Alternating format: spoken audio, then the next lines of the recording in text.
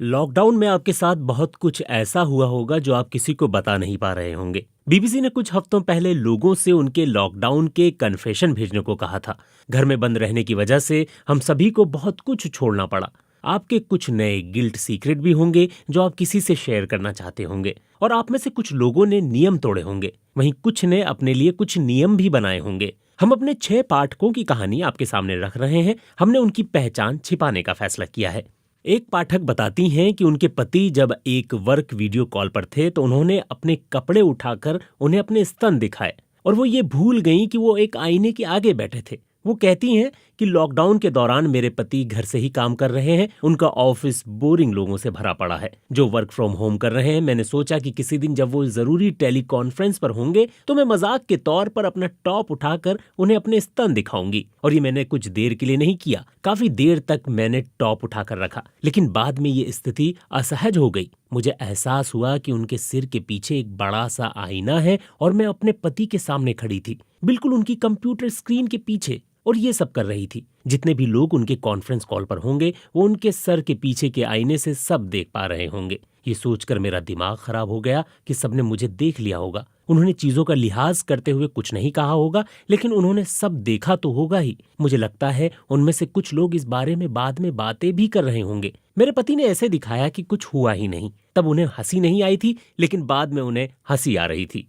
वहीं एक पाठक बताते हैं कि उन्होंने अपने काम के लिए बनाई एक प्रेजेंटेशन अपने बेटे के होमवर्क के तौर पर सबमिट करवा दी, क्योंकि वो अपना होमवर्क करना भूल गया था। इसके लिए उसकी काफी तारीफ हुई। वो बताते हैं कि उनका बेटा 9वीं कक्षा में पढ़ता है और उसे कुछ होमवर्क करना था। आमतौर पर मैं उसकी मदद करता हूँ, लेकिन उस दिन मैं कुछ और कामों में व्यस्त था और उसने आखिर तक वो प्रेजेंटेशन नहीं बनाई थी। मैं छात्रों को आईटी पढ़ाता हूँ, इसलिए मैंने उनके लिए बनाई एक प्रेजेंटेशन अपने बेटे को दे दी और कहा कि वो उसे देखकर कुछ ऐसी ही प्रेजेंटेशन बना ले।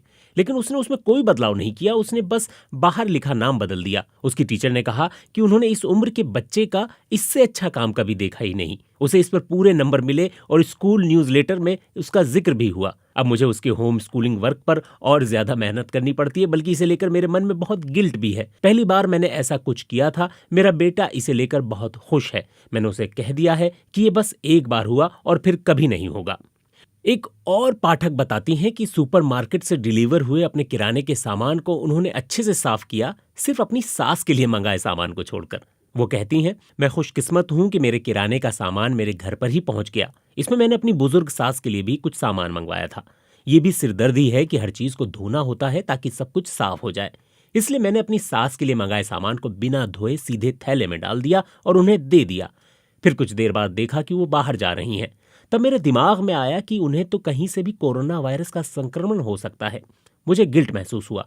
मैं उन्हें मारने की कोशिश नहीं कर रही थी। उन्होंने कभी मुझसे पूछा ही नहीं कि क्या उन्हें सामान देने से पहले क्या मैंने इसे डिसइंफेक्ट किया है। अगर वो कहती तो मैं उन्हें बता देती। मैं ज्यादा डरी हुई रहती हूँ, हर चीज को डिसइंफेक्ट करती रहती हूँ, इसलिए मैंने सोचा कि मैं अपना सामान डिसइंफेक्ट कर लेती हूँ और उनका छोड़ देती हूँ, वो अपना खुद कर लेंगी।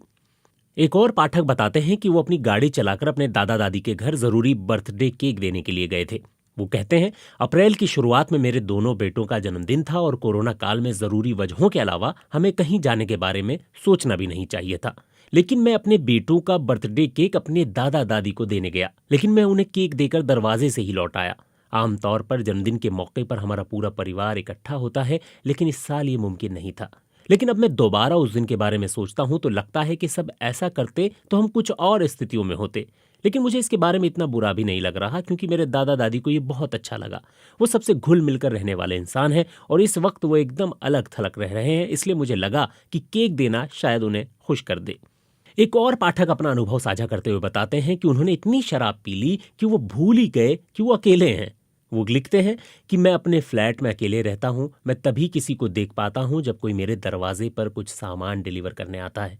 मैं अपने दोस्तों के साथ वीडियो चैट करता हूँ, लेकिन फिर भी वो उस वक्त मेरे सामने नहीं होते। मुझे एक वाइन वेबसाइट मिली जिस पर अच्छी वाइन अच्छे दाम पर मिल रही थी। मैंने वहां से बहुत सारी वाइन खरीद ली। जब अकेलेपन की वजह से मुझे बुरा महसूस होता है तो मैं 1 या 2 ग्लास वाइन पी लेता हूँ। कई बार तो पूरी बोतल पी जाता हूँ। ये थोड़ा दुखद है, लेकिन मुझे लगता है ये कुछ ऐसा है जैसे हमें फ्राइडे नाइट को बार में जाने की इजाजत मिलती थी। बड़ा अंतर यह है कि बार अब मेरे घर में ही है और लोगों की भीड़ भी नहीं है। वहीं एक पाठक बताते हैं कि वो इस लॉकडाउन के दौरान भी अपने कुछ दोस्तों से मिले थे। वो लिखते हैं, मैं अपने एक दोस्त के साथ एक फ्लैट में रहता हूं और उनका एक बहुत करीबी दोस्त रोड के दूसरी तरफ अकेला रहता है। हमारी एक दूसरी दोस्त भी थोड़ी दूरी पर अकेली रहती है, इसलिए हम लोग आपस में मिलने लगे। शुरुआती सैर पर जाने से हुई और फिर हमने एक गार्डन में बारबेक्यू खाया। फिर मैंने अपना जन्मदिन मनाया और उन्हें खाने के लिए अपने घर आमंत्रित किया। हम कुल 4 बार मिले, 3 बार तो बर्थडे मनाने के लिए मिले। इसे थोड़ा सही ठहरा सकते हैं क्योंकि जो लोग अकेले रहते हैं उनके लिए चीजें मुश्किल होती हैं, लेकिन ये भी है कि ऐसे तो सब लोग लॉकडाउन तोड़ने का जस्टिफिकेशन देने लगेंगे, इसलिए मुझे थोड़ी सी गिल्ट हुई।